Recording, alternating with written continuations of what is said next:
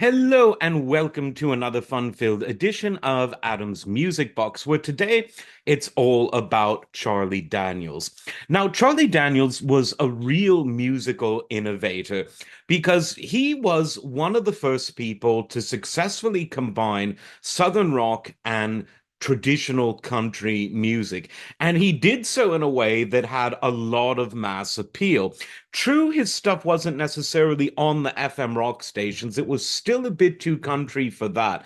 But the fact that he introduced a lot of rock elements into his country music and even some jazz elements into it really opened up the world of country music to a lot of experimentation. Now, every generation seems to think that it's the one that's discovered something uniquely innovative that the one before didn't know. It's like the Mike and Mechanics here. Every generation blames the one before. And I suppose so it is with music.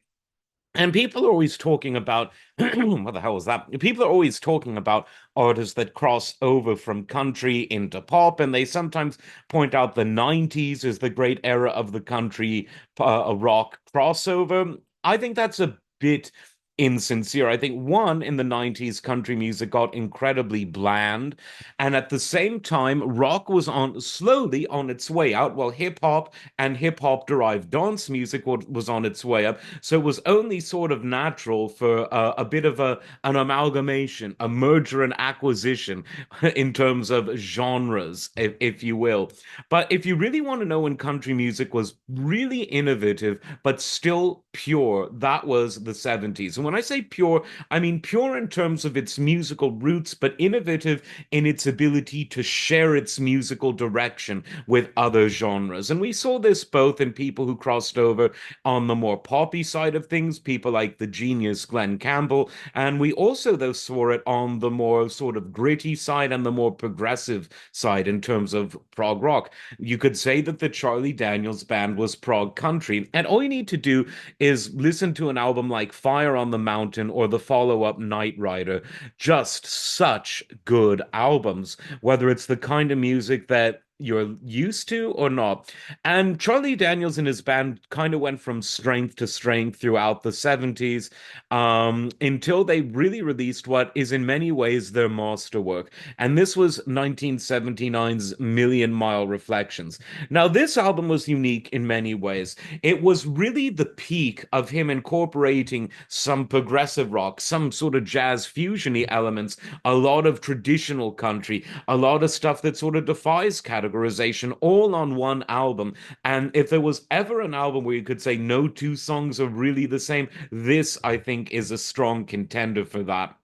Um, he also obviously on this album had a tribute to the Van Zant, to Johnny Van Zant rather, who died just slightly before this time. Um, did I say Johnny? I meant Ronnie. But this song is called Reflections, and it's just a beautiful tribute that you could see played at a memorial type of service because it was a song memorializing a friend of Charlie Daniels. But of course, the song that people remember most of all, Rainbow Ride is another really good one. That's very progressive. But as I was saying, the song that I think people remember the most from this album is, of course, The Devil Went Down to Georgia. And that became his signature song. Now, Charlie Daniels was always a masterful storyteller. I mentioned Kenny Rogers, a man who went from rock into country and became a crossover success in the process. I mentioned him as a great storyteller. Now, Charlie Daniels was also a really good storyteller. His song Uneasy Rider, one of the best storytelling songs of all time, as was The Devil Went Down to Georgia. And it gave him an opportunity to show off his tremendous skills on the fiddle because he was a marvelous, a virtuoso fiddler. And of course, you can even see if you listen closely, you can tell that he changes his technique a bit during because it's obviously the song is all about a man selling his soul to the devil. in order to get better chops on the fiddle. You know what it's about. And he changes the technique when it's the two different fiddlers. Very interesting to subtly hear that. Really a big talent. A very nice guy by all accounts, a guy who never really changed, a guy who never really sold out. He always maintained his views. He always kept that country attitude. And he was someone who was just a legend of the music industry and a legend of culture for a very long time. So here's to Charlie Daniels on what would have been his birthday, incidentally. Like, subscribe, and we'll see you next time. Take care.